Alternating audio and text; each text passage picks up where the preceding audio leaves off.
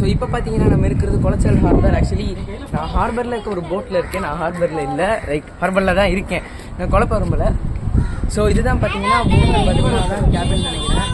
இங்கே பார்த்தீங்கன்னா ஃபுல்லாக இது இது கேபினாக இருக்குது. உள்ள ஃபுல்லாக எல்லாம் ஐஸ் அதெல்லாம் ஸ்டோர் பண்ணி வச்சுக்கோங்க போல். இது நெட்டு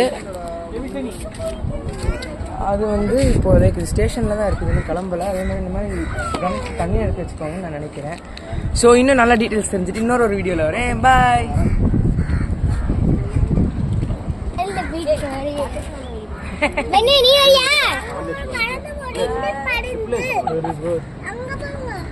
இந்த பாரு கழுகா சூப்பர்மா.